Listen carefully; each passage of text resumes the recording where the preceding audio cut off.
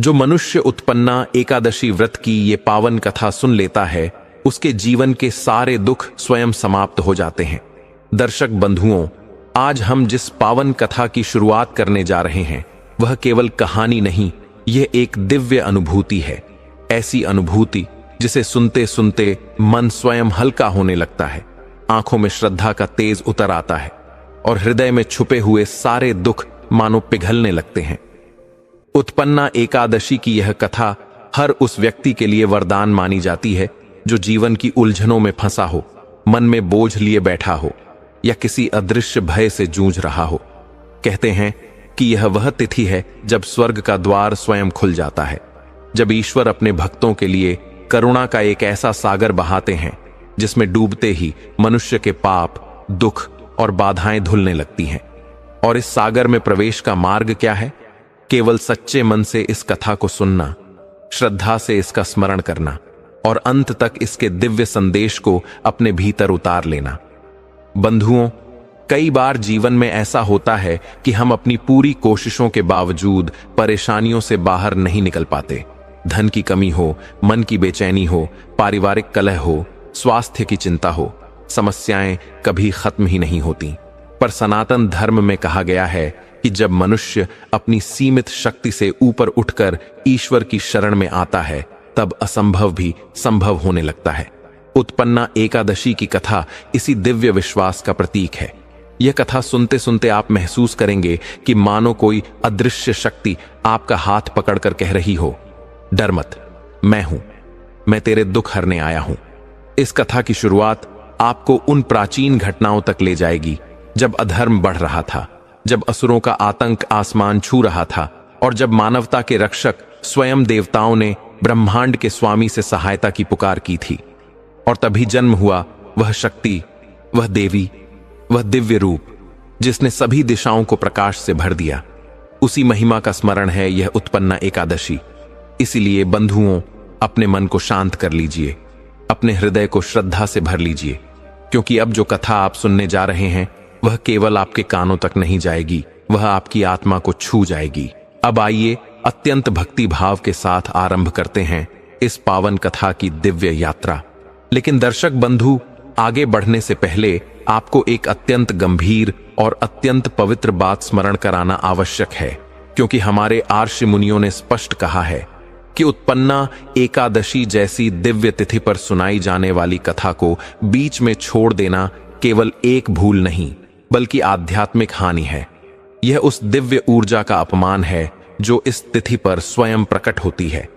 क्योंकि उत्पन्ना एकादशी केवल एक व्रत नहीं है, यह वह पावन क्षण है जब सृष्टि में धर्म की पुनः स्थापना होती है। यह वह तिथि है जब भगवान विष्णु की दिव्य शक्ति ने अधर्म का विनाश करने के लिए जन्म लिया था। ऐसी कथा यदि अधूरी छोड़ दी जाए तो मन में संदेह, भय और अधूरा सत्य घर कर लेता है, और यह अधूरा सत्य मनुष्य को गलत राह पर भी ले जा सकता है। इसीलिए बंधुओं, आपसे अत्यंत विनम्र निवेदन है कि इस पावन कथा को अंत तक अवश्य सुने, क्योंकि यह केवल एक कहानी नहीं है, यह वह दर्पण है जिसमें आप अपने कर्मों का प्रतिबिंब देख सकेंगे, अपनी भटकन को पहचान सकेंगे और जीवन की हर कठिनाई को समझ सकेंगे। उत्पन्ना एकादशी की कथा में वह दिव्य शक्ति छिपी है जो मनुष्य के भीतर छाए अंधकार को चीरकर प्रकाश का मार्ग बनाती है। हो सकता है इस कथा का कोई शब्द, कोई प्रसंग आपके जीवन के सारे दुखों को हर ले, आपकी चिंताओं को समाप्त कर दे, या आपको वह दिशा दिखा दे जिसकी आप कई वर्षों से तलाश कर रहे हैं। और दर्शक बंधुओं, यदि आप एक सच्चे सनातनी हैं, एक सच्चे धर्म प्रेमी हैं, तो यह आपका धर्म भी है कि ऐसी पावन कथाओं को केवल अपने तक सीमित न रखें, इन्हें आगे बढ़ाएं, इनका प्रकाश दूसरों तक पहुंचाएं, क्योंकि जितना अधिक आप धर्म का प्रसार करेंगे, उतना ही अधिक धर्म की कृपा आपके जीवन में बढ़ती जाएगी।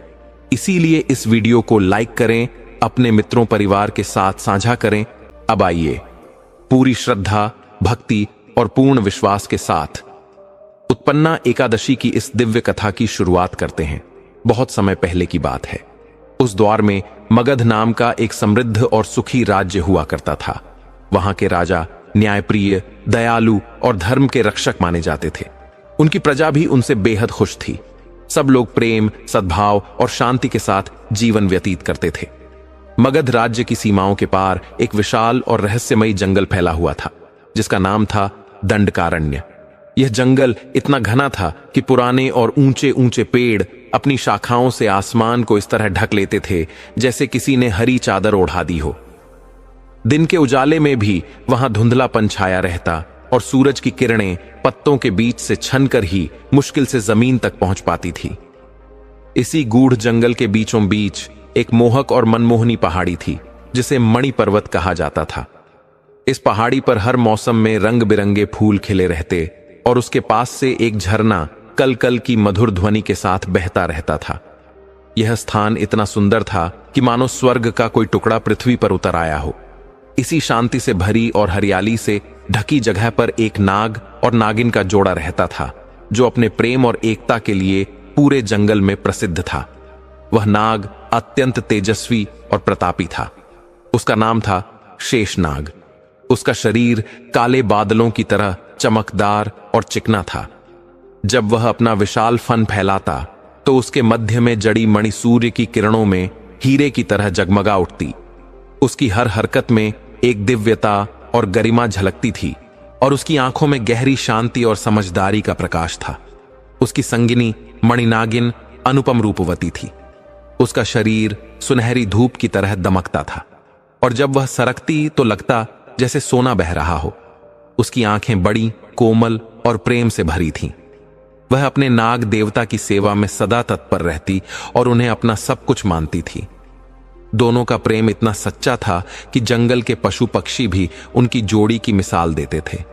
वे झरनों के किनारे खेलते, पेड़ों की छांव में विश्राम करते और रात में अपनी बांबी में साथ सोते, जैसे प्रकृति के दो सुर एक ही राग में बंध गए हों। उनका जीवन शांति, प्रेम और आनंद से परिपूर्ण था। एक दिन की बात है, भोर का समय था। ओस की बूंदें पत्तों पर मोतियों की तरह चमक रही थीं और पक्षियों का मधुर संगीत पूरे जंगल में गूंज रहा था। उस समय मणिनागिन अपने भोजन की तलाश में अपनी बांबी से बाहर निकली। वह धीरे धीरे जंगल के भीतर सरकती चली गई, पेड़ों की जड़ों के पास और झाड़ियों के बीच कुछ ढूंढने लगी। पर उस दिन उसका भाग्य उसका साथ नहीं दे रहा था। काफी खोजने के बाद भी उसे कोई छोटा जानवर या कीड़ा मकोड़ा नहीं मिला। भूख के कारण उसका शरीर थकने लगा और आंखों में बेचैनी दिखने लगी। आखिरकार जंगल के और भीतर जाने पर उसकी नजर एक बड़े और मोटे गोबर खाने वाले कीड़े पर पड़ी। वह कीड़ा खुशी खुशी अपना भोजन कर रहा था। मणिनागिन ने गहरी सांस ली और मन में सोचा, लगता है आज किस्मत मेरी परीक्षा ले रही है। कोई अच्छा शिकार नहीं मिला, लेकिन भूख अब बर्दाश्त के बाहर है। चलो आज इसी कीड़े से काम चला लेती हूं, कुछ ना मिलने से तो यही सही। इतना सोचकर उसने सावधानी से अपना फन उठाया और बहुत धीरे धीरे उस मोटे कीड़े की ओर बढ़ने लगी ताकि वह भाग ना सके। जंगल के उस शांत माहौल में उसकी हर हरकत फिसलती हवा की तरह नरम थी, पर उसके भीतर भूख और बेचैनी की लहरें उमड़ रही थीं। जैसे ही मणिनागिन उस मोटे कीड़े के बिल्कुल पास पहुंची और उसे निगलने के लिए अपना मुख खोलने ही वाली थी, तभी अचानक एक ऐसा अद्भुत चमत्कार हुआ जिसकी कल्पना तक उसने कभी नहीं की थी। वह साधारण सा गोबर का कीड़ा, जिसे उसने अपने भोजन के रूप में चुना था, पलक झपकते ही एक तेजस्वी मनुष्य में परिवर्तित हो गया। मणिनागिन की आंखें अविश्वास से फैल गईं। उसके सामने अब कोई कीड़ा नहीं था, बल्कि एक राजा खड़ा था जो दिव्य आभा से दमक रहा था। उसने रेशमी वस्त्र धारण किए हुए थे, शरीर पर स्वर्ण और रत्नों के आभूषण झिलमिला रहे थे और उसके मुखमंडल पर ऐसी शांति और तेज था मानो वह किसी तपस्या या मुक्ति का अनुभव कर चुका हो। उसकी आंखों में एक गहरी राहत और करुणा झलक रही थी, जैसे किसी भारी बंधन से मुक्त हुआ हो। यह दृश्य देखकर मणिनागिन के शरीर में सिहरन दौड़ गई। उसका फन अनायास ही पीछे हट गया और वह कुछ क्षणों तक वहीं ठिठक कर खड़ी रह गई। उसके मन में प्रश्नों का तूफान मच गया। यह क्या हुआ? क्या यह कोई माया है, कोई देव प्रयोग या किसी श्राप का अंत? वह उस रहस्यमय राजा को विस्मय और भय के मिश्रण से देखती रही। वह राजा जो अभी अभी कीड़े से मनुष्य बना था, मौन खड़ा रहा। उसने मणिनागिन की ओर एक गहरी अर्थपूर्ण दृष्टि डाली, मानो उसके भीतर छिपे किसी रहस्य को पहचान लिया हो, और फिर बिना कुछ कहे धीरे धीरे ऊपर आसमान की ओर उड़ गया। उसका शरीर जैसे प्रकाश में विलीन होता गया और कुछ ही क्षणों में वह दृष्टि से ओझल हो गया। मणिनागिन वहीं जमीन पर जड़वत खड़ी रह गई। उसके भीतर भय और विस्मय का संगम था। कुछ समय तक तो वह हिल तक नहीं पाई, मानो कोई मूर्ति बन गई हो। जब उसका मन थोड़ा शांत हुआ तो उसने किसी तरह अपने लिए दूसरा भोजन खोजा और थकी मांदी उलझन से भरी अपनी पहाड़ी स्थित बाम्बी की ओर लौट आई। जब वह वापस पहुंची तो उसके चेहरे पर स्पष्ट घबराहट झलक रही थी। उसकी आंखें भय से फैली हुई थीं और उसकी चाल धीमी थी। उसे देखकर नाग देवता शेषनाग ने स्नेहपूर्वक पूछा, प्रिय, क्या हुआ? तुम्हारा चेहरा इतना उतरा क्यों है? किस बात ने तुम्हें इतना विचलित कर दिया है? बताओ, शायद मैं तुम्हारे मन का भय दूर कर सकूं। मणिनागिन ने कांपती हुई आवाज में कहा, हे स्वामी, आज मैंने जंगल में जो देखा है वह किसी स्वप्न से कम नहीं। मेरा हृदय अभी तक तेजी से धड़क रहा है और मैं अब तक समझ नहीं पा रही कि वह सब सत्य था या कोई मृग तृष्णा। आज जब मैं भोजन की खोज में निकली थी तो मुझे एक बड़ा मोटा गोबर खाने वाला कीड़ा दिखाई दिया। भूख से व्याकुल होकर मैंने सोचा कि उसे ही खा लेती हूं, कम से कम पेट तो भर जाएगा। मणिनागिन ने कांपती आवाज में कहा, हे स्वामी, जब मैं उस मोटे कीड़े को खाने जा रही थी तभी मेरी आंखों के सामने ऐसा चमत्कार हुआ कि मेरे शरीर में सिहरन दौड़ गई। वह कीड़ा अचानक एक बहुत ही सुंदर और तेजस्वी राजा में बदल गया। उसके शरीर पर चमकीले और कीमती वस्त्र थे और उसके चेहरे से एक दिव्य आभा निकल रही थी। ऐसा लग रहा था जैसे किसी देवता ने मनुष्य रूप धारण कर लिया हो। मैं भय और आश्चर्य से जड़ हो गई। मुझे कुछ समझ नहीं आया कि यह क्या हो गया। स्वामी, मेरी बुद्धि इस रहस्य को नहीं समझ पा रही है। अगर वह सच में कोई मामूली कीड़ा था तो वह अचानक एक राजा कैसे बन गया? और अगर वह पहले से ही कोई राजा था तो फिर वह इतनी अपवित्र अवस्था में क्यों था? गोबर जैसे गंदे स्थान पर कीड़े के रूप में क्यों पड़ा था? कृपा करके मेरे इस संदेह का समाधान कीजिए, क्योंकि यह बात मेरे हृदय को बेचैन कर रही है। मणिनागिन की बात सुनकर नाग देवता कुछ देर तक गहरी सोच में डूबे रहे। उनके मुख पर गंभीरता उतर आई, मानो किसी पुराने और दर्दनाक स्मृति ने उन्हें छू लिया हो। कुछ क्षण बाद उन्होंने हल्की मुस्कान के साथ आंखें खोली और बोले, प्रिय मणिनागिन, जो तुमने आज देखा है वह कोई भ्रम या माया नहीं थी। मुझे पूरा विश्वास है कि तुमने किसी साधारण कीड़े को नहीं बल्कि राजा धर्मदेव को देखा है।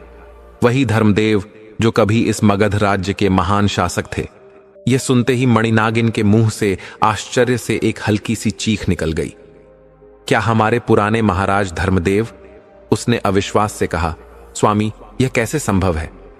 मैंने तो सुना था कि धर्मदेव एक अत्यंत पुण्यत्मा, दयालु और न्यायप्रिय राजा थे।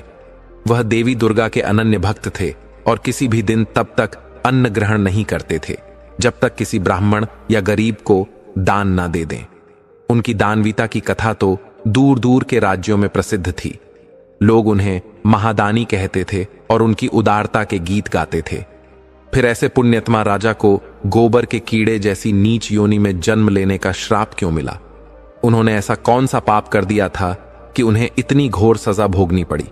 नाग देवता ने एक गहरी सांस ली, जैसे किसी दुखद रहस्य का बोझ अपने हृदय से उतारना चाह रहे हो। उन्होंने कहा, प्रिय, तुम्हारी बातें बिल्कुल सत्य हैं।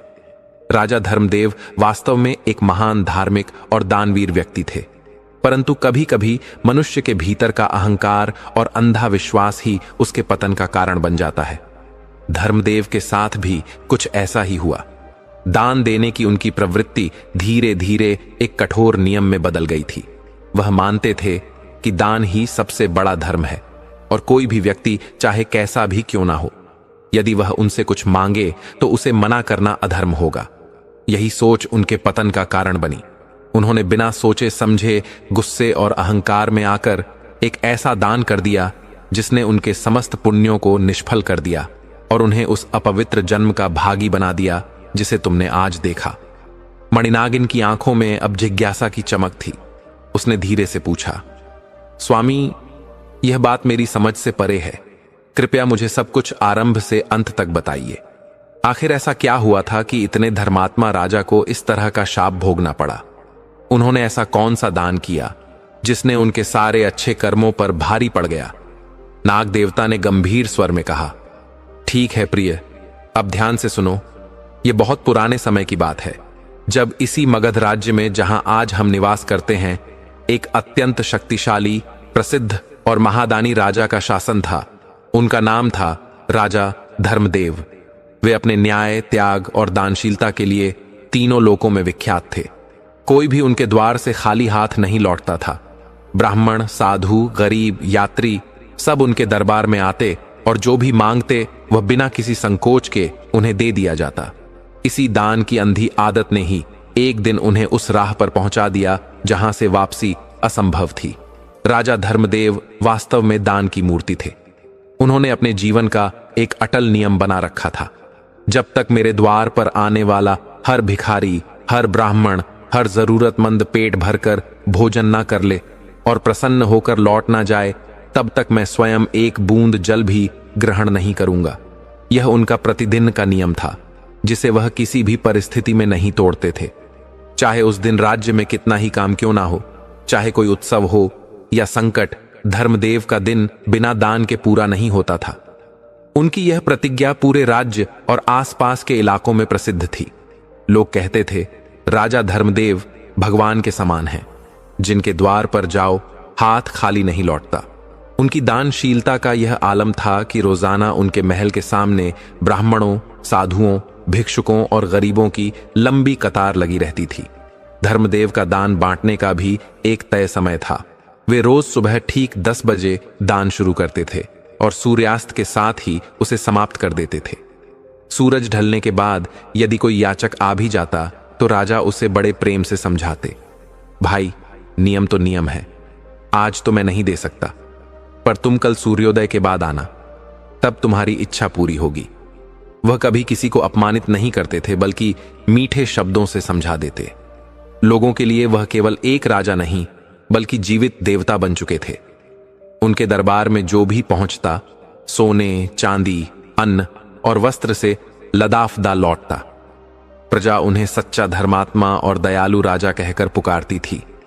दिन पर दिन उनकी कीर्ति बढ़ती गई।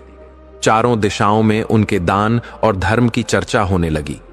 दूर दूर से लोग सिर्फ एक झलक पाने और कुछ पाने की आशा में मगध पहुंचने लगे।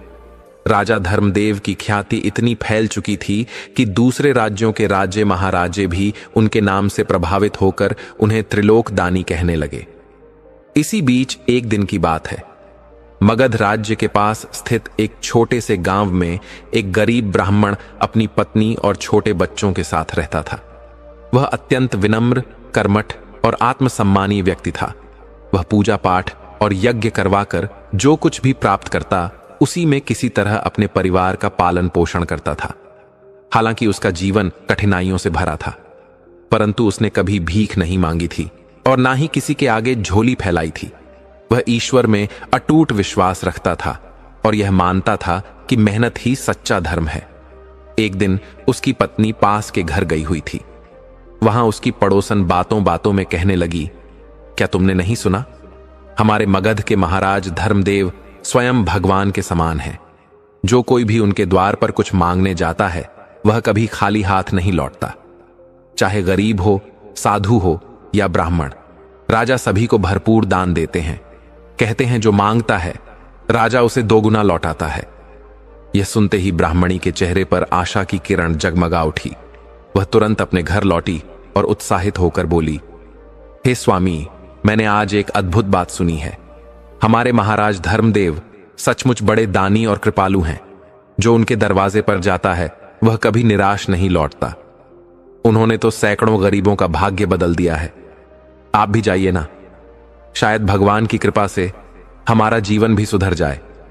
अब तो हमारे बच्चों के पेट तक भरना मुश्किल हो गया है। राजा के द्वार पर जाकर दान मांगना कोई शर्म की बात नहीं, जब वही दान धर्म का सबसे बड़ा काम मानते हैं। ब्राह्मण यह सुनकर कुछ देर तक मौन रहा। उसकी आंखों में झिझक और आत्मसम्मान की छाया थी।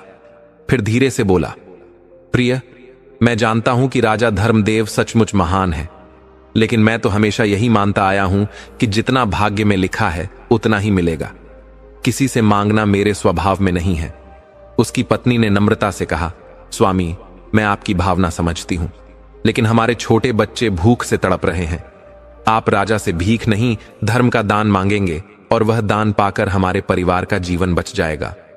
ब्राह्मण ने गहरी सांस ली।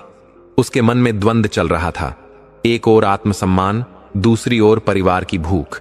आखिरकार उसने निश्चय किया कि वह अगले दिन सुबह सूर्योदय के बाद मगध जाकर स्वयं राजा धर्मदेव से मिलेगा।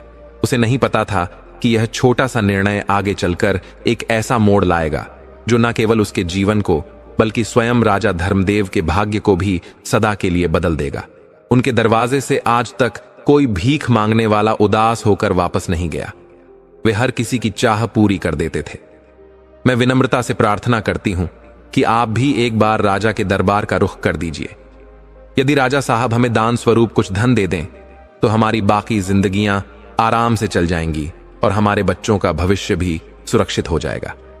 ब्राह्मण ने अपनी पत्नी की बात सुनकर कहा, सुनो देवी, मेरी ज्यादातर जिंदगी गरीबी में ही निकल चुकी है और जो कुछ बचा है मैं उसे अपने परिश्रम और संतोष से ही काट लूंगा। परंतु किसी के सामने हाथ फैलाना और मांगना मेरे आत्मसम्मान के खिलाफ है। मैं ऐसा नहीं करूंगा। उसकी पत्नी यह सुनकर थोड़ी निराश हुई पर हार नहीं मानी। उसने फिर धैर्य से समझाया, स्वामी, आप ऐसा क्यों कह रहे हैं? जब राजा अपनी मनोकामना से अपनी प्रजा को दान देते हैं तो दान लेना भी सर्वथा लज्जाजनक नहीं माना जा सकता। इसमें आपकी आत्मगौरव की कोई कमी नहीं है। हम तो ब्राह्मण हैं। शास्त्रों में दान लेना और दान देना दोनों का महत्व बताया गया है। मैं फिर कहती हूं, एक बार आप राजा के पास अवश्य जाइए। किसने कहा किस्मत के दरवाजे खुल नहीं जाएंगे? पत्नी ने भावुकता और विवेक दोनों से अपनी बात रखी। परिवार का पालन पोषण हर गृहस्थ का सबसे बड़ा धर्म है। जो लोग अपने घर को सुखी रखने में ढीला पड़ते हैं वे अपराध की ओर बढ़ते हैं। इन सब बहसों और अपने बच्चों की चिंता को सुनकर नाग देवता ने अपनी प्रिय नागिन से कहा, देखो, इस स्वाभिमानी ब्राह्मण पर पत्नी की युक्ति और परिवार की चिंता असर कर रही है। अंततः वह राजा धर्मदेव से दान लेने के लिए राजमहल की राह पकड़ने पर राजी हो गया। अब वह गरीब ब्राह्मण पैदल ही उस लंबी और कठिन यात्रा पर निकल पड़ा था। थके हारे और भूखे प्यासे होकर वह राजमहल की ओर बढ़ा। काफी चलते चलते और अनेक कठिनाइयों का सामना करते हुए उसे शाम का समय मिल गया। जैसा मैंने बताया, राजा धर्मदेव ने दान देने का निश्चित समय रखा हुआ था, सुबह 10 बजे से लेकर शाम तक। उस दिन भी जो भी गरीब समय पर पहुंचे थे वे सब प्रसन्नित होकर दान लेकर लौट चुके थे। अब दान देने का समय समाप्त हो चुका था। खजाने की सभी दान पेटियां बंद कर दी गई थीं और उन्हें सुरक्षित स्थान पर रख दिया जा रहा था। वही ब्राह्मण कई दिनों की थकावट और दूर से पैदल चलकर पहुंचने के बाद महल के द्वार पर खड़ा था, पर किस्मत ने फिर साथ नहीं दिया। जब तक वह वहां पहुंचा सूरज अस्त हो चुका था और चारों ओर अंधेरा फैल चुका था। राजा ने नियम के अनुसार दान देना रोक दिया था। राजा और उनके सेवक दान पेटियों को लेकर महल के गलियारे से जा रहे थे कि तभी वह दुर्बल सा ब्राह्मण अचानक उनके मार्ग में आ खड़ा हुआ और हाथ जोड़कर विनती करने लगा, हे महाराजा, मैंने आपकी उदारता और करुणा की कहानियां सुनी है। मैं भी बहुत गरीब ब्राह्मण हूं और दूर से आशा लिए यहां आया हूं। कृपया मेरे विधुर परिवार की सहायता कर दीजिए। दीन दुखियों पर आपने सदैव दया दिखाई है, इसलिए आज मेरी भी पुकार सुन लीजिए। राजा धर्मदेव ने कुछ देर के लिए उसकी लगन और धैर्य की प्रशंसा की और प्रेम पूर्वक बोले, हे ब्राह्मण, तुम्हारे सब्र और भरोसे की मैं प्रशंसा करता हूं, पर माफ कीजिए, मेरा नियम है कि सूर्यास्त के पश्चात मैं दान नहीं देता। आप शाम के समय आ चुके हैं, जब दान का समय समाप्त हो गया है, अतः आज मैं दान नहीं दे सकता। कृपया घर लौट जाइए और कल प्रातः फिर आना, तब मैं आपको आज का और कल का दोनों दिनों का मिलाकर 2 गुना दान जरूर दूंगा, जिससे आपकी सारी गरीबी दूर हो जाएगी। लेकिन वह ब्राह्मण स्वभाव से थोड़ा जिद्दी था। शायद लंबी यात्रा की थकान और निराशा की वजह से वह थोड़ा चिड़चिड़ा हो गया था। वह कहने लगा, नहीं महाराज, मुझे तो आज ही अब भी ही दान चाहिए। मैं कल तक इंतजार नहीं कर सकता। मेरे पास इतना समय नहीं है कि मैं रोज रोज आपके यहां दान लेने आ सकूं। मैंने बड़ी मुश्किल से आज का दिन यहां पहुंचने में गुजारा है, कृपा करके मुझ पर दया करें।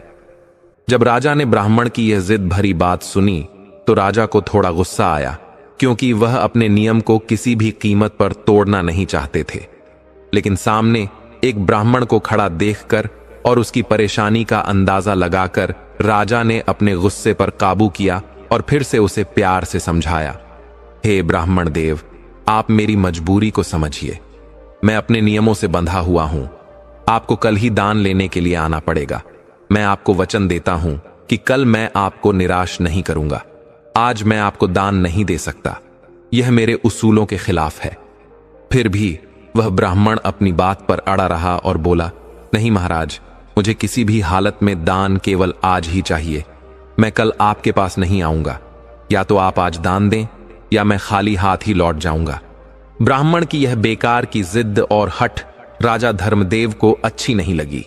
राजा को अब सच में बहुत तेज गुस्सा आ गया। गुस्से में राजा ने इधर उधर देखा। किस्मत से राजा उस समय चलते चलते अपने घोड़ों के अस्तबल के पास पहुंच गए थे। वहां घोड़ों की ताजी लीद यानी गोबर का एक ढेर पड़ा हुआ था। राजा ने देखा कि ब्राह्मण आज ही दान लेने की जिद कर रहा है और किसी भी तरह मानने को तैयार नहीं है।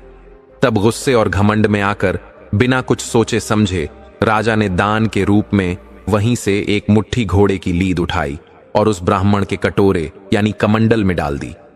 राजा ने ताना मारते हुए कहा, लो ब्राह्मण, तुम्हारी जिद पूरी हुई। यह है मेरा आज का दान। वो स्वाभिमानी ब्राह्मण उस अपमान भरे दान को देखकर एक पल के लिए हैरान रह गया, लेकिन उसने कुछ नहीं कहा। वो उस ली को लेकर जैसे कोई कीमती चीज हो, बड़े ही आदर के साथ अपने कंधे पर रखे कपड़े में बांधा और चुपचाप अपने घर की तरफ चल दिया। इधर घर पर उसकी पत्नी बड़ी बेसब्री से अपने पति का इंतजार कर रही थी कि हमारे पतिदेव आज राजा के यहां से कुछ कीमती दान लेकर आते होंगे। ब्राह्मणी तो मन ही मन सोच रही थी कि राजा साहब उन्हें सोने की मोहरे, अच्छे कपड़े या बहुत सारा अनाज देंगे, जिससे हमारी सारी गरीबी एक ही बार में दूर हो जाएगी और हमारे अच्छे दिन आ जाएंगे। जब ब्राह्मण दान में मिली घोड़े की ली लेकर अपने घर पहुंचे तो ब्राह्मण की पत्नी अपने पति को आया देखकर बहुत खुश हुई। वह दौड़कर उनके पास गई और बड़ी उत्सुकता से कहने लगी, देखा स्वामी, मैं आपसे पहले ही कहती थी कि आप महाराज के दरबार में दान लेने जरूर जाइए। मुझे पूरा यकीन है कि महाराज ने आपको इतना दान दिया होगा कि हमारी गरीबी हमेशा के लिए मिट जाएगी। ये बात सुनकर ब्राह्मण थोड़ा गंभीर होकर बोला, देवी, तुम सच कहती हो। दान देने वाले ने दान दे दिया है और मैंने उसे खुशी खुशी ले भी लिया है। तुम एक काम करो, पहले इस जगह को गंगा जल और गोबर से लिपकर पवित्र कर दो। उसके बाद ही मैं तुम्हें राजा का दिया हुआ वह कीमती दान दिखाऊंगा। नहीं तो यह दान अपवित्र हो जाएगा और इसका अच्छा फल हमें नहीं मिलेगा। बड़ी खुशी और उत्साह के साथ ब्राह्मणी ने तुरंत उस जगह को गोबर से लिपकर साफ किया और उस पवित्र जगह पर एक घी का दिया जलाकर रख दिया। फिर वह श्रद्धा के साथ वहीं जमीन पर बैठ गई उस अनोखे दान को देखने के लिए। उसके बाद ब्राह्मण ने घोड़े की ली से भरा हुआ वह कटोरा अपनी पत्नी को थमा दिया। उस कटोरे में घोड़ों के गोबर की बदबूदार ली को देखकर ब्राह्मणी हैरान रह गई। वह बहुत ही आश्चर्य और दुख के साथ अपने पति से कहने लगी, स्वामी, यह आप मेरे साथ कैसा मजाक कर रहे हैं? यह क्या है? क्या राजा ने हमें यही दान दिया है? ब्राह्मण ने शांत होकर कहा, देवी, इसमें मजाक की क्या बात है? राजा ने मुझे जो कुछ भी दान में दिया है वह मैं तुम्हारे लिए ले आया हूं। मैंने इसे स्वीकार किया है तो अब यह हमारा है। अब तो ब्राह्मणी बहुत दुखी हुई और रोने लगी। हे भगवान, राजा ने हमें दान में गोबर दिया। क्या उस महान दानी राजा के पास धन दौलत की इतनी कमी हो गई है कि उन्हें अपने मांगने वालों को ली देनी पड़ रही है? यह तो बहुत बुरा हुआ। फिर कुछ सोचकर वह बोली, कोई बात नहीं स्वामी, हो सकता है राजा साहब से गलती हो गई होगी या वह किसी बात से नाराज होंगे। आप दुखी मत होइए। आप फिर से एक बार राजा के पास चले जाना और उन्हें अपनी गरीबी के बारे में बताना। लेकिन उस दिन के बाद वह स्वाभिमानी ब्राह्मण कभी भी राजा के पास दोबारा भीख मांगने नहीं गया और वह ब्राह्मण परिवार जैसे तैसे पहले की तरह ही अपना समय गुजारने लगा। ब्राह्मण ने उस ली को जो राजा ने दान में दी थी अपने घर के दरवाजे के एक कोने में रख दिया था क्योंकि वह उसे फेंकना भी नहीं चाहता था, यह सोचकर कि यह दान की चीज है। दोस्तों, ऐसा कहा जाता है और हमारे धर्म की किताबें भी यही कहती हैं कि दान का जो भी फल होता है, चाहे वह अच्छा हो या बुरा, वह दान देने वाले को कई गुना, यहां तक कि 1000 गुना होकर वापस मिलता है। अगर आपने अपनी जिंदगी में किसी अच्छे इंसान को प्यार से किसी अच्छी चीज का दान किया है, तो भगवान आपको उसका फल हजारों लाखों गुना बढ़ाकर देते हैं। इसी नियम के अनुसार राजा धर्मदेव ने, जो गुस्से में आकर ब्राह्मण को गोबर का दान किया था, भगवान की लीला से उस ब्राह्मण के दरवाजे पर रखे रखे वो ली धीरे धीरे एक बड़े पहाड़ जैसी बनती चली गई। वो ली रोजाना रहस्यमयी तरीके से बढ़ती जाती थी। इस तरह राजा के उस बुरे दान का बुरा फल लगातार बढ़ रहा था। ब्राह्मणी अक्सर अपने पति से पूछती, हे स्वामी, इस बढ़ती हुई ली का क्या होगा? यह तो रोज बढ़ती ही जा रही है और अब तो यह एक छोटे टीले जैसी दिखने लगी है। आप तो ज्ञानी हैं, कृपा करके मुझे इसका राज्य समझाइए। तब ब्राह्मण गंभीरता से कहता, देखो देवी, यह कोई मामूली घटना नहीं है। यह राजा के उस गुस्से में दिए गए बुरे दान का फल है जो लगातार बढ़ रहा है, और इस बुरे फल को आखिर में उसे ही भोगना पड़ेगा जिसने यह काम किया है, यानी राजा धर्मदेव को।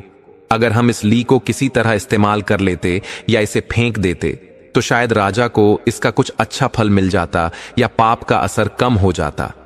लेकिन अब यह हमारे किसी काम की नहीं है और यह लगातार बढ़ रही है, तो इसका भयानक नतीजा अब राजा को खुद ही भुगतना पड़ेगा।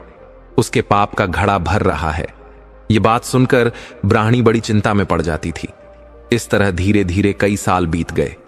राजा धर्मदेव उस घटना को पूरी तरह से भूल चुके थे, लेकिन कर्म का फल कभी किसी को नहीं छोड़ता। एक रात राजा को एक बहुत ही भयानक सपना आया। उसने सपने में देखा कि वह एक बहुत ही अंधेरी और गंदी जगह पर है, जहां चारों तरफ सिर्फ गोबर ही गोबर है और कुछ भयानक दिखने वाले यमदूत उसे पकड़कर जबरदस्ती वह गोबर खिला रहे हैं। राजा सपने में चीखता रहा, चिल्लाता रहा, लेकिन उसकी मदद करने वाला कोई नहीं था। जब उसकी नींद खुली तो वह पसीने से भीगा हुआ था और उसका दिल जोर जोर से धड़क रहा था। उस दिन के बाद से राजा को हर रात वही भयानक सपना आने लगा। वह ठीक से सो भी नहीं पाता था। दिन ब दिन उसकी चिंता बढ़ती गई। उसने अपने राज्य के बड़े बड़े वैद्यों और हकीमों को बुलाया, लेकिन कोई भी उसकी इस बीमारी का इलाज नहीं कर पाया। राजा को समझ में आ गया था कि यह कोई साधारण बीमारी नहीं है, बल्कि उसके किसी बुरे कर्म का फल है। लेकिन उसे याद नहीं आ रहा था कि उसने ऐसा कौन सा पाप किया है। एक दिन राजा ने अपने सबसे भरोसेमंद मंत्री को बुलाया और उसे सारी बात बताई। मंत्री बहुत ही समझदार और अनुभवी था। उसने राजा से कहा, महाराज, मुझे लगता है कि आपसे अनजाने में कोई बहुत बड़ी भूल हुई है। आप अपने राज्य के सबसे बड़े ज्योतिषी और ज्ञानी पंडित रसिक ज्ञान सागर को बुलाइए। शायद वह अपनी दिव्य दृष्टि से आपकी इस समस्या का कारण जान सके। राजा को मंत्री की बात सही लगी। उसने तुरंत रस ज्ञान सागर को महल में आने का न्योता भेजा। जब राशि ज्ञान सागर महल में आए तो राजा ने उनका बहुत आदर सत्कार किया और उन्हें अपनी समस्या बताई। ने अपनी आंखें बंद की और कुछ देर तक गहरे ध्यान में चले गए। जब उन्होंने अपनी आंखें खोली तो उनके चेहरे पर गहरी चिंता थी। उन्होंने राजा से कहा, राजन, आपके इस बुरे सपने का कारण आपके द्वारा कई साल पहले किया गया एक बहुत बड़ा पाप है। आपने गुस्से और घमंड में आकर एक गरीब और स्वाभिमानी ब्राह्मण को दान में सोने चांदी की जगह घोड़े का गोबर दिया था। आपने उस ब्राह्मण का घोर अपमान किया था। वही पाप अब आपको इस तरह परेशान कर रहा है, और यह तो सिर्फ शुरुआत है राजन। अगर आपने जल्दी ही इस पाप का प्रायश्चित नहीं किया तो आपको मरने के बाद गोबर का कीड़ा बनकर वह सारा गोबर खाना पड़ेगा। आयश्य की यह बात सुनकर राजा धर्मदेव के तो जैसे पैरों के नीचे से जमीन ही खिसक गई। उसके होश उड़ गए। रश्य के बताने पर राजा को वह सारी पुरानी बातें एक एक करके साफ साफ याद आ गई कि हां, मैंने ही यह घिनौना काम किया था। अब तो राजा बहुत ज्यादा घबरा गया। वह तुरंत रस्सी के पैरों में गिर पड़ा और दोनों हाथ जोड़कर रोते हुए उनसे पूछने लगा, हे गुरुदेव, कृपा करके मुझे बताइए कि अब मैं इस पाप से कैसे बच सकता हूं? क्या कोई उपाय है? रस्य ने कहा, राजन, कर्म का फल तो भोगना ही पड़ता है, लेकिन हां, एक उपाय है। आपको उस ब्राह्मण को ढूंढना होगा और उससे अपने की माफी मांगनी होगी। अगर वह आपको सच्चे दिल से माफ कर देगा तो शायद आपका यह पाप कुछ कम हो जाए। राजा ने तुरंत अपने सैनिकों को उस ब्राह्मण को ढूंढने का आदेश दिया, लेकिन इतने सालों में वह ब्राह्मण कहां चला गया था किसी को नहीं पता था। राजा बहुत निराश हो गया। उसने फैसला किया कि वह खुद उस ब्राह्मण को ढूंढने जाएगा। अब राजा धर्मदेव शिकार के बहाने अपने कुछ सैनिकों के साथ उसी जंगल की तरफ निकल पड़ा जिसके पास वह ब्राह्मण रहता था। राजा और उसके साथी पूरे दिन जंगल में शिकार ढूंढते रहे, लेकिन उस दिन राजा को कोई भी शिकार नहीं मिला। जब बहुत कोशिश के बाद भी कोई शिकार हाथ नहीं लगा तो पुराने जमाने के राजाओं के कुछ नियम होते थे। उन्हीं में से एक नियम यह भी था कि अगर राजा को शिकार पर कोई जानवर ना मिले तो वह बिना शिकार किए वापस अपने शहर नहीं लौटता था, चाहे उसे रास्ते में ही रात क्यों ना गुजारनी पड़े। अब शाम हो चुकी थी और सूरज डूबने वाला था। शाम होने के बाद किसी भी जानवर को मारना राजाओं के धर्म के खिलाफ माना जाता था। यही सब सोचकर राजा धर्मदेव ने फैसला किया कि अब मुझे यहां से चलना चाहिए और रात गुजारने के लिए यहीं आसपास किसी सुरक्षित जगह पर रुक जाना चाहिए। अब तो राजा साहब उस जंगल के पास ही अपने और अपने साथियों के रुकने के लिए कोई अच्छी जगह ढूंढने लगे। जगह की खोज करते करते राजा और उनके सैनिक किस्मत से उसी ब्राह्मण के घर पहुंच गए जिसे राजा ने लगभग 15-20 साल पहले गुस्से में आकर गोबर का दान दिया था। लेकिन इतने सालों में राजा धर्मदेव उस ब्राह्मण को पहचान नहीं पाया। राजा धर्मदेव जब उस ब्राह्मण की साधारण सी झोपड़ी के दरवाजे पर पहुंचे तो वहां पहुंचकर राजा ने ब्राह्मण को आवाज दी और कहा, हे ब्राह्मण देवता, हम यात्री हैं और शिकार के लिए इस जंगल में आए थे। अब रात हो गई है, इसलिए आज रात मुझे और मेरे साथियों को आपके यहां रुकने के लिए जगह चाहिए। क्या आप हमें आसरा देंगे?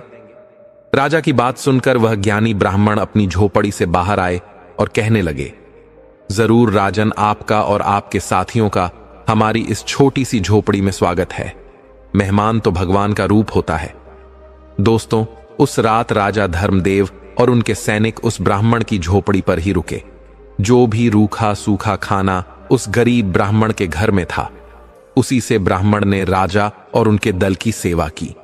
ब्राह्मण और ब्राह्मणी ने अपनी ताकत के हिसाब से उनकी सेवा में कोई कमी नहीं छोड़ी।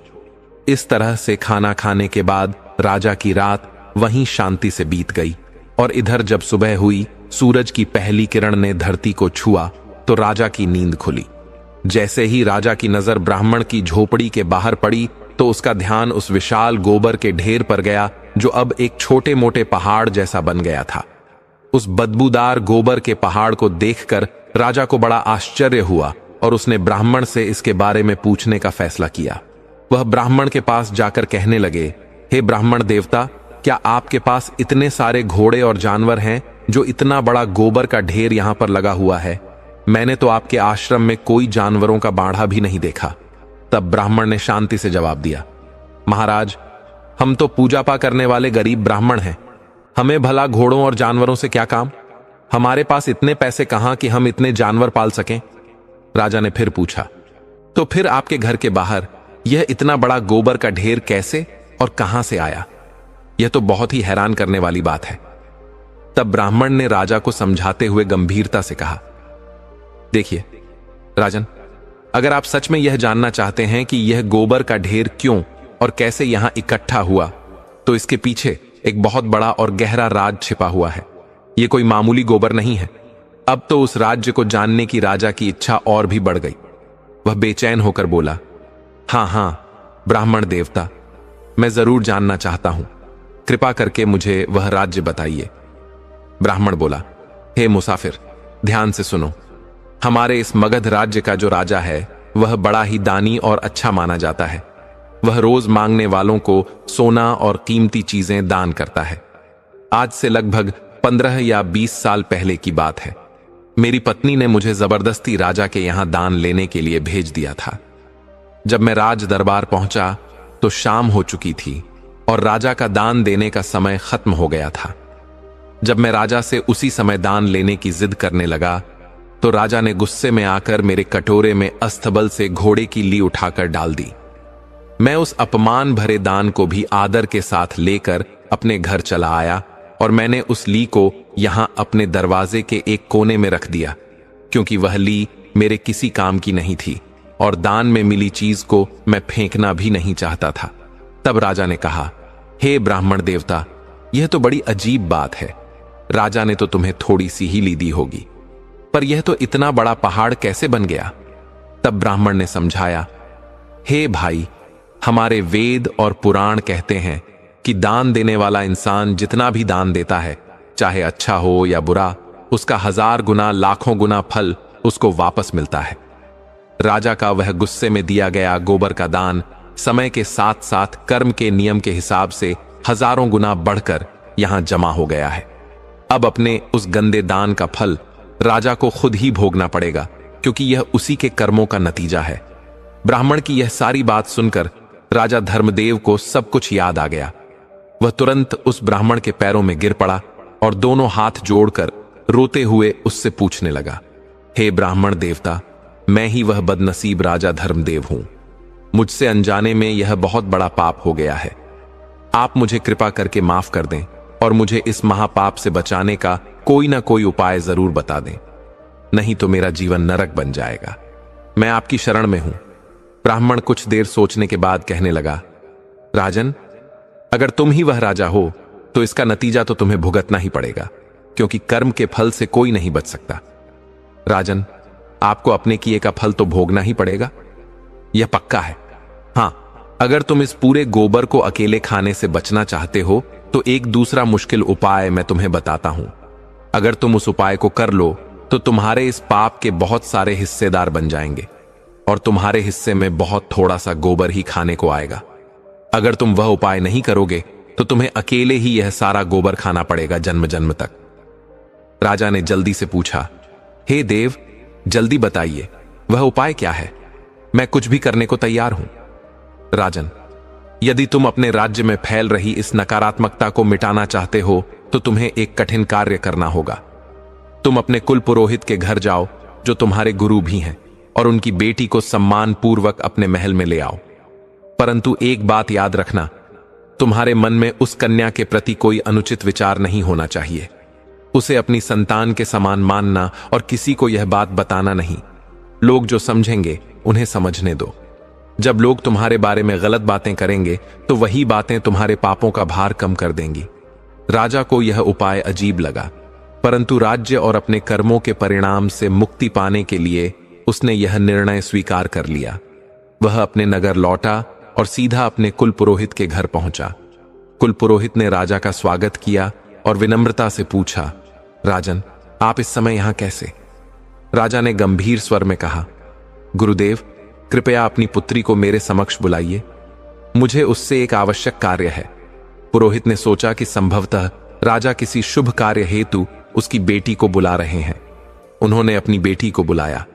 लड़की जैसे ही आई, राजा ने शांत स्वर में कहा, तुम मेरे साथ चलो, तुम्हें महल में एक विशेष कार्य के लिए रहना होगा।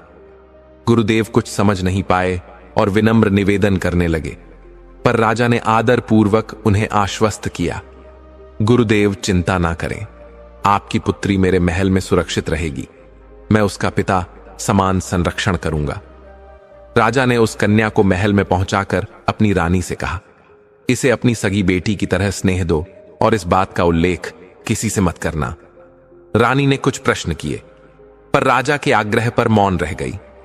समय बीतने पर नगर के लोगों में चर्चा फैल गई। किसी ने आधा सुना, किसी ने अपनी ओर से बातें जोड़ दी। धीरे धीरे अफवाहें फैलने लगीं कि राजा ने कुछ अनुचित किया है। लोग तरह तरह की बातें करने लगे।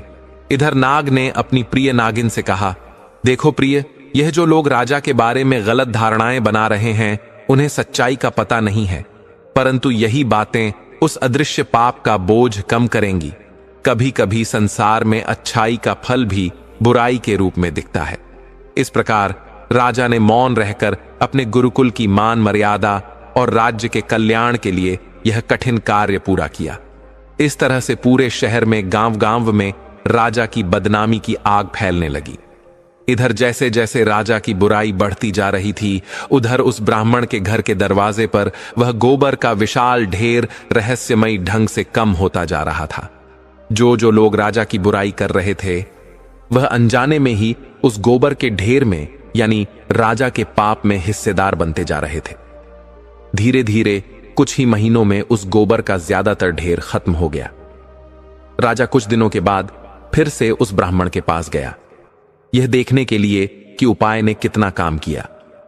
तो उसने वहां जाकर देखा कि ब्राह्मण के घर के आगे गोबर का ढेर अब बहुत कम, लगभग उतना ही रह गया था जितना राजा ने पहली बार में दान में दिया था।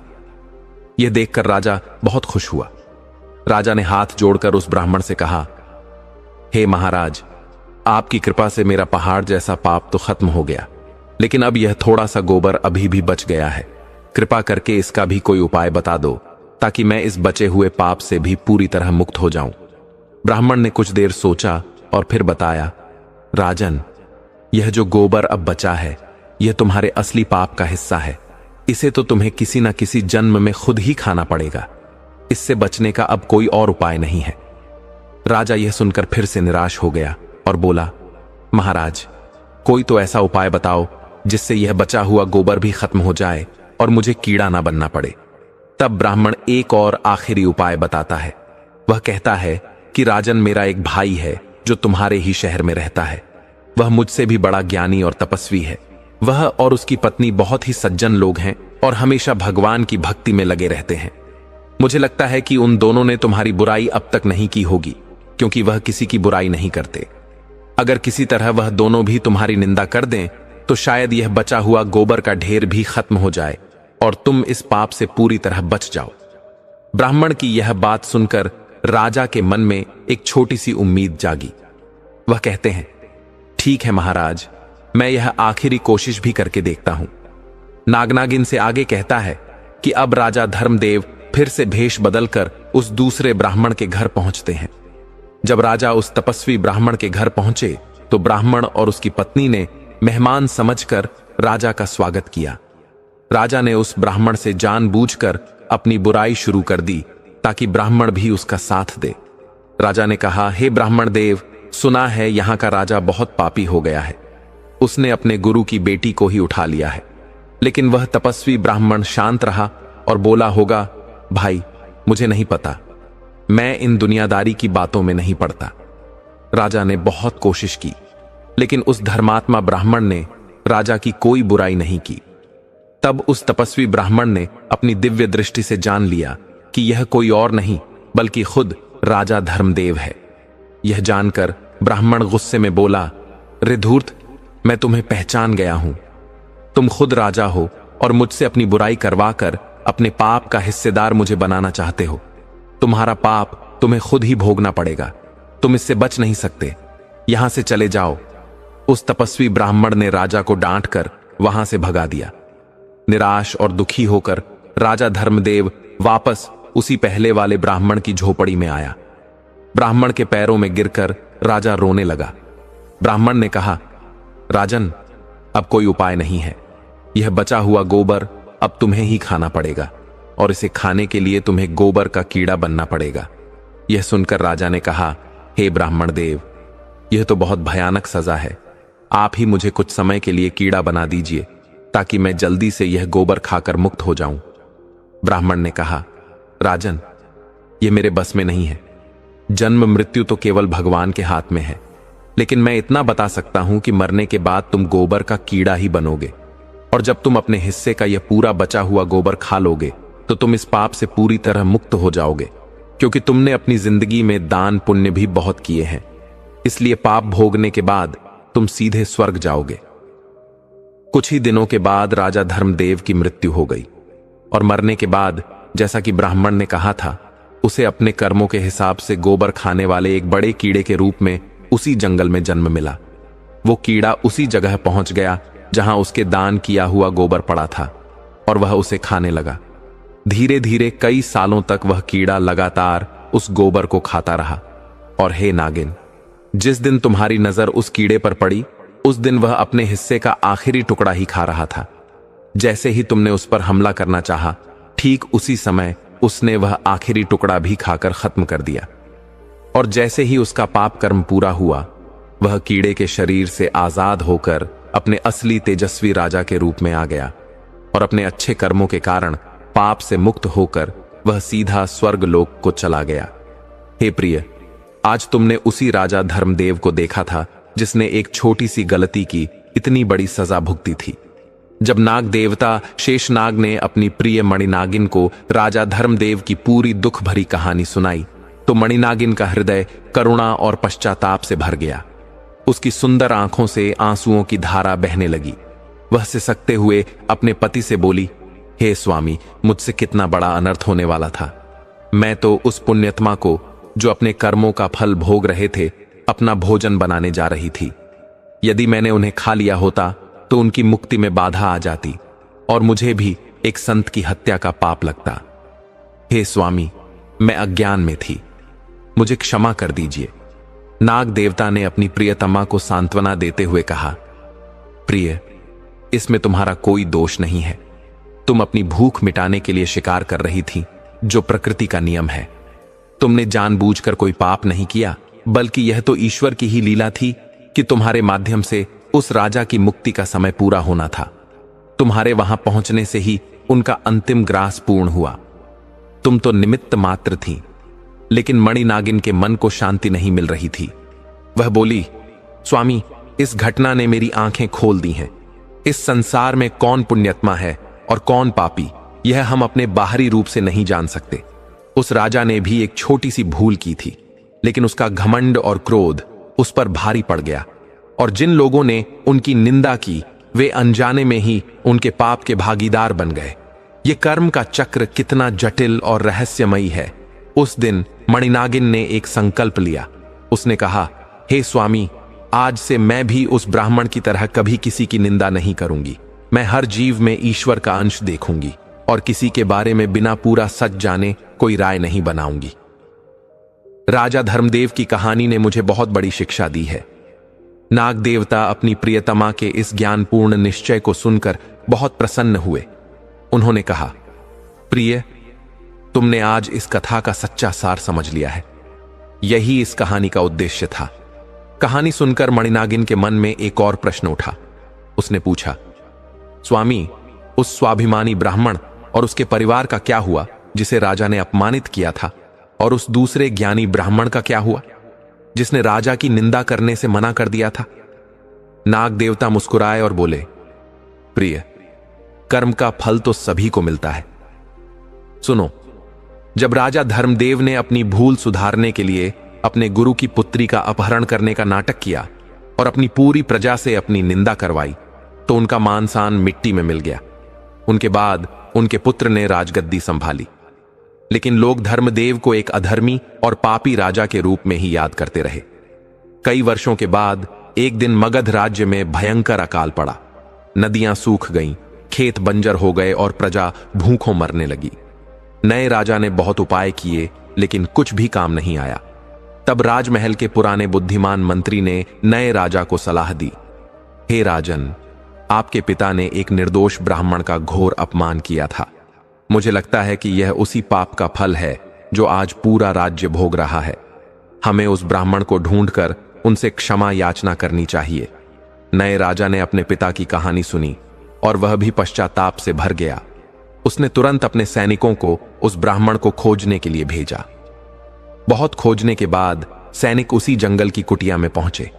उन्होंने देखा कि ब्राह्मण अब बहुत वृद्ध हो चुके थे, लेकिन उनके चेहरे पर वही तेज और संतोष था। नया राजा स्वयं उस ब्राह्मण की कुटिया में गया। वह ब्राह्मण के चरणों में गिर पड़ा और रोते हुए बोला, हे विप्रवर, मेरे पिता ने आपके साथ जो अन्याय किया, उसके लिए मैं पूरे मगध राज्य की ओर से आपसे क्षमा मांगता हूं। कृपा करके हमें क्षमा कर दीजिए और इस अकाल से हमारे राज्य को बचाइए। उस स्वाभिमानी ब्राह्मण ने राजा को उठाया और कहा, राजन, मैंने तो तुम्हारे पिता को उसी दिन क्षमा कर दिया था जिस दिन उन्होंने पश्चाताप किया था। यह अकाल उनके पाप का नहीं, बल्कि प्रजा के उस पाप का फल है जो उन्होंने बिना सोचे समझे अपने राजा की निंदा करके कमाया था। जब प्रजा अपने राजा का सम्मान नहीं करती तो प्रकृति भी उस राज्य से रूठ जाती है। फिर ब्राह्मण ने राजा से कहा, तुम एक काम करो, अपने पिता राजा धर्मदेव के नाम पर एक विशाल यज्ञ का आयोजन करो और पूरी प्रजा के सामने उनके दान पुण्य की कथा सुनाओ और यह भी बताओ कि उन्होंने अपनी निंदा क्यों करवाई थी। जब प्रजा को सत्य का ज्ञान होगा और वे अपने राजा की निंदा करने के पाप का पश्चाताप करेंगे, तभी यह संकट टलेगा। राजा ने ठीक वैसा ही किया। उसने एक विशाल यज्ञ करवाया और पूरी प्रजा के सामने अपने पिता की पूरी कहानी सुनाई। जब प्रजा को पता चला कि जिस राजा को वे पापी और अधर्मी समझते थे, वह तो अपने पाप का प्रायश्चित करने के लिए इतना बड़ा त्याग कर रहा था, तो सभी की आंखों में आंसू आ गए। सबने मिलकर राजा धर्मदेव की आत्मा की शांति के लिए प्रार्थना की और अपनी निंदा के पाप के लिए क्षमा मांगी। दोस्तों, जैसे ही प्रजा ने सच्चे मन से पश्चाताप किया, आकाश में काले बादल घिराए और जोरों की वर्षा होने लगी। कुछ ही दिनों में मगध की सूखी धरती फिर से हरी भरी हो गई और अकाल समाप्त हो गया।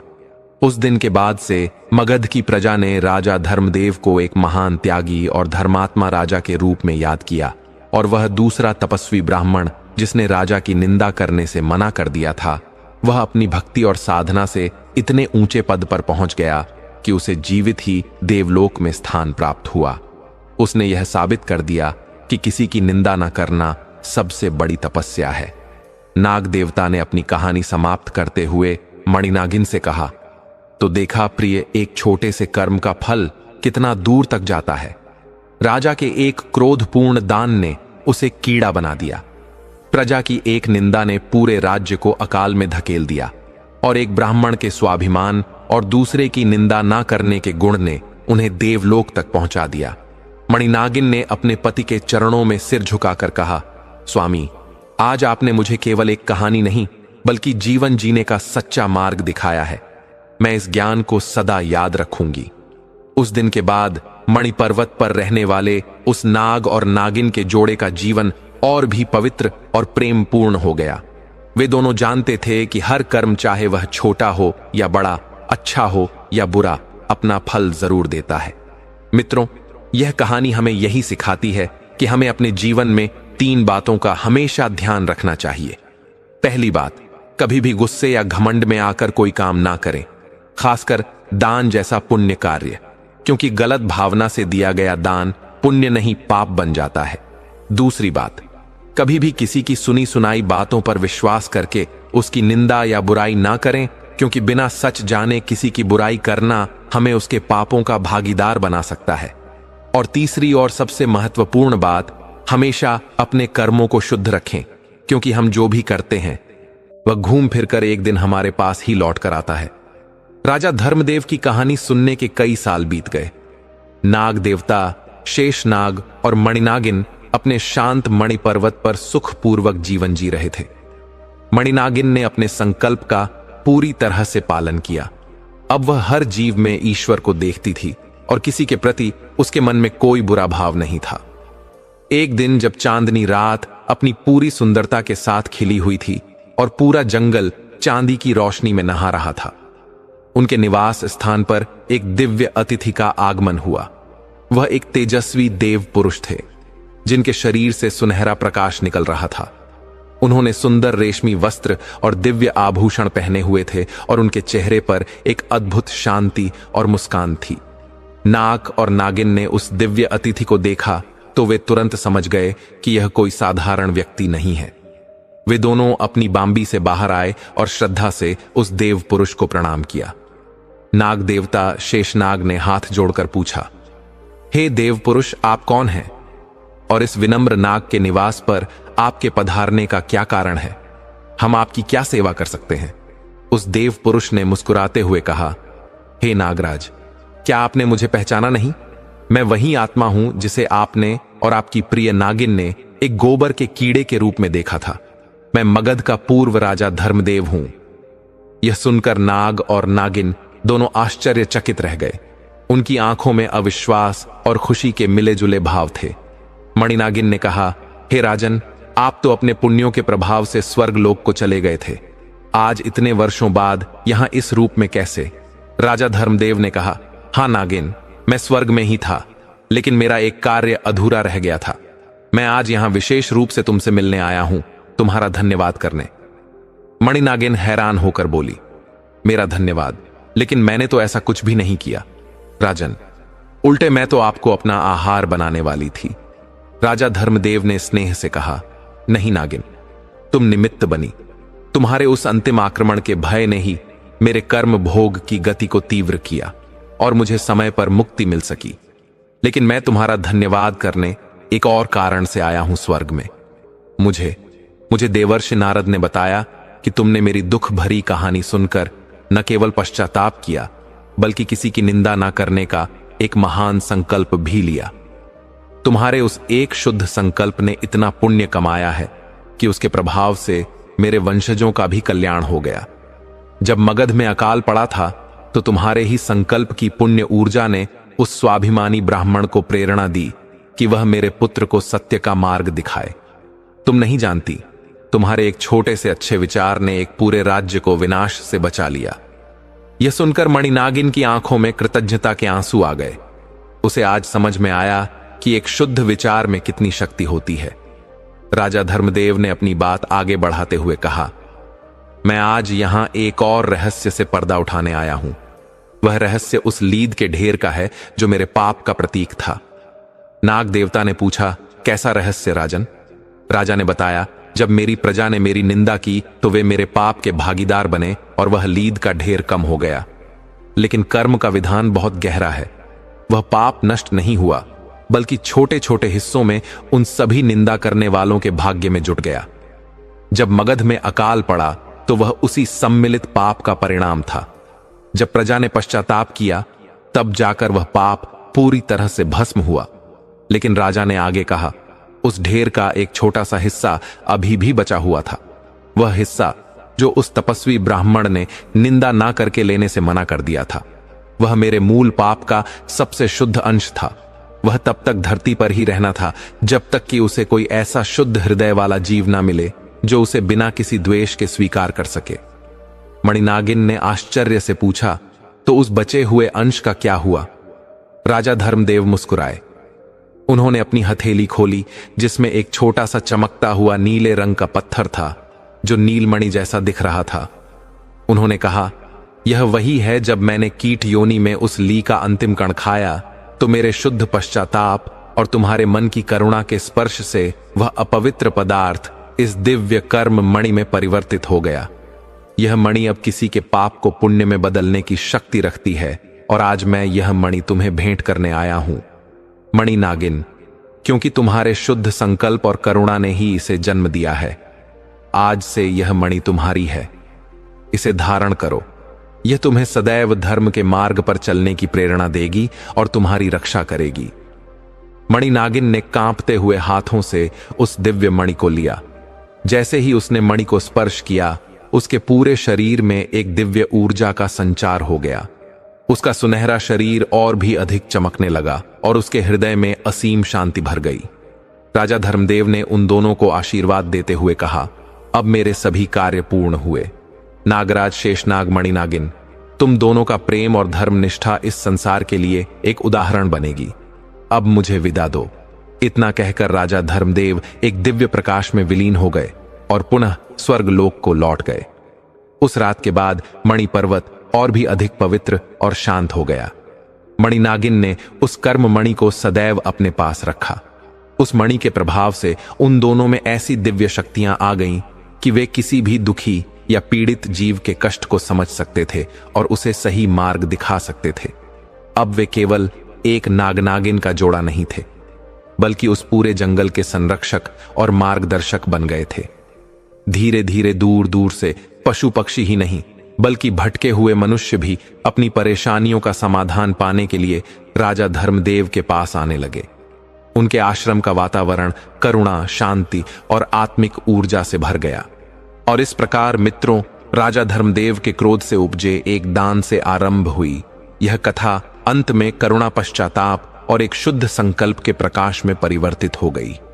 यह कथा हमें गहराई से यह सिखाती है कि हमारे कर्म कभी नष्ट नहीं होते, वे केवल अपना रूप बदल लेते हैं। कभी सुख बनकर तो कभी परीक्षा बनकर हमारे जीवन में लौट आते हैं। जब हम अपने की पर सच्चे मन से पश्चाताप करते हैं तो वही पश्चाताप हमारी आत्मा को शुद्ध कर देता है।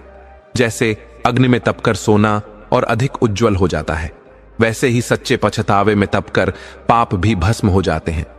और जब मन निर्मल हो तो छोटा सा संकल्प भी समूचे संसार के कल्याण का कारण बन सकता है। मित्रों, आपने देखा, एक महान और धर्मात्मा राजा को भी अपने गुस्से और अहंकार में किए गए एक अनुचित दान का परिणाम भुगतना पड़ा और उसे एक छोटे जीव के रूप में पुनर्जन्म लेना पड़ा। दर्शक बंधु, यह कथा अभी यहीं पर खत्म नहीं हो। अभी हम उत्पन्ना एकादशी व्रत की उस दिव्य कथा को सुनेंगे जिसे सुनने मात्र से जीवन के सारे दुख स्वयं मिट जाएंगे। दर्शक बंधु, प्राचीन समय की बात है। भगवान श्री कृष्ण द्वारका में थे। एक दिन अर्जुन ने हाथ जोड़कर पूछा, प्रभु, आप अनेक व्रतों का महत्व बताते हैं, पर कृपया यह बताइए कि सबसे पहले कौन सी एकादशी उत्पन्न हुई, उसका नाम क्या है और वह किन किन कष्टों को दूर करती है? भगवान श्री कृष्ण मुस्कुराए और बोले, पार्थ, यह प्रश्न बड़ा गूढ़ है और इसका उत्तर स्वयं ब्रह्मांड की उत्पत्ति से जुड़ा हुआ है। सुनो। प्रारंभ में जब संसार में अधर्म बढ़ा, राक्षसों की संख्या बढ़ गई, तब पृथ्वी माता अत्यंत दुखी हो गई। उनका बोझ इतना बढ़ गया कि देवता भी चिंतित हो उठे। देवताओं ने भगवान विष्णु से प्रार्थना की, प्रभो, दैत्यों के पाप बढ़ते जा रहे हैं, हमें बचाइए, संसार में धर्म समाप्त हो रहा है। भगवान विष्णु ने अपनी दिव्य निद्रा तोड़ी और ब्रह्मांड का निरीक्षण किया। उन्होंने देखा कि राक्षसों के अत्याचार के कारण मनुष्य, देवता, पशु सभी दुखी हैं। फिर भगवान बोले, समय आ गया है कि अधर्म का नाश किया जाए। इसके लिए मेरी ऊर्जा से एक दिव्य शक्ति उत्पन्न होगी जो राक्षसों के विनाश का मार्ग तैयार करेगी। भगवान यह कह ही रहे थे कि उनके शरीर से एक तेजस्वी, शक्तिशाली, अत्यंत दिव्य स्त्री उत्पन्न हुई। उसकी चमक सूर्य से भी तेज थी। उसकी आंखों में तप, ओज और अद्भुत बल झलक रहा था। देवताओं ने विस्मित होकर पूछा, हे प्रभु, यह तेजस्विनी कौन है? इसका उद्भव किस उद्देश्य से हुआ है? भगवान विष्णु बोले, देवियों और देवताओं, यह मेरी शक्ति उत्पन्ना है। यह उत्पन्ना शक्ति ही दैत्यों के विनाश का मार्ग बनाएगी और इसी के अवतार से एकादशी का जन्म माना जाएगा। यह शक्ति मनुष्यों को पाप, दुख, कष्ट, दरिद्रता और रोगों से मुक्त करेगी। जिस प्रकार सूर्य अंधकार को मिटा देता है, उसी प्रकार यह एकादशी मनुष्य के जीवन के सारे दुख मिटा देती है। देवताओं ने इस देवी को प्रणाम किया, लेकिन उसी समय धरती पर एक दैत्य था, मोर दैत्य, मुरासुर। उसकी शक्ति ऐसी थी कि देवता भी उससे भय खाते थे। वह तप के बल से अमृतत्व प्राप्त करने के करीब था। वह गुफाओं में, पर्वतों में और समुद्र के किनारे तप करता रहता था। कहीं पर भी देवता उस पर हमला नहीं कर पाते थे। उसका अत्याचार चरम पर था। एक दिन भगवान विष्णु स्वयं मुरासुर का सामना करने गए। भीषण युद्ध हुआ। देवताओं ने ऐसा युद्ध पहले कभी नहीं देखा था।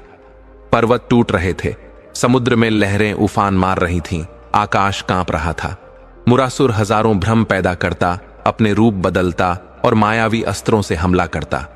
भगवान विष्णु ने उसे कई बार परास्त किया, लेकिन वह फिर खड़ा हो जाता। लंबे युद्ध के बाद भगवान ने थोड़ी देर विश्राम करने का विचार किया। वे बद्रिकाश्रम की एक गुफा में गए और योग निद्रा में चले गए। मुरासुर यह सोचकर गुफा में पहुंचा कि अब तो विष्णु सो रहे हैं, इन्हें मारकर मैं तीनों लोकों का अधिपति बन जाऊंगा। वह जैसे ही गुफा में प्रवेश किया, तभी विष्णु के शरीर से वह दिव्य शक्ति एकादशी देवी प्रकट हुई। सभी दिशाओं में ओज फैल गया।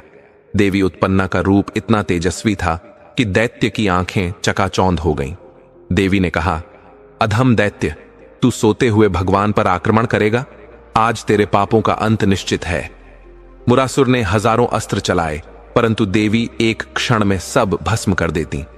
एक दिव्य गर्जना के साथ देवी ने तलवार उठाई और पलक झपकते ही दैत्य का सिर धड़ से अलग कर दिया। दैत्य मरते ही तीनों लोकों ने राहत की सांस ली।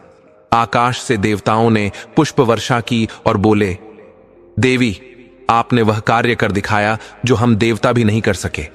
आप धन्य हैं। भगवान विष्णु योग निद्रा से जागे और उस दिव्य देवी को सामने खड़ा देखकर बोले, देवी, तुमने वास्तव में अपना नाम सार्थक किया है। तुम मेरी उत्पन्न शक्ति हो, इसलिए तुम्हारा नाम उत्पन्न होगा। आज के दिन मनुष्य तुम्हारा व्रत करे, कथा सुने, तो उसके जीवन के सारे दुख, सारे पाप, सारे कष्ट स्वयं मिट जाएंगे। यह व्रत सभी एकादशियों का आदि है, प्रथम एकादशी।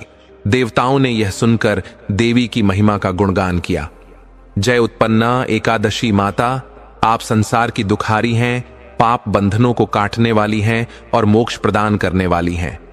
तभी भगवान विष्णु बोले, जिस मनुष्य ने भी इस दिन उपवास किया, कथा सुनी या निष्ठा से पूजा की, उसके सभी संकट दूर होते हैं। जीवन में सुख समृद्धि बढ़ती है, रोग भय दुख गरीबी सब नष्ट होते हैं और अंत में उसे मोक्ष प्राप्त होता है। इस प्रकार उत्पन्ना एकादशी का व्रत ब्रह्मांड में प्रतिष्ठित हुआ। इस कथा को जो सुन ले वह हजारों यज्ञों और दानों का फल प्राप्त करता है। सभी दुख समाप्त होते हैं, मन पवित्र होता है और जीवन में दिव्य प्रकाश भर जाता है।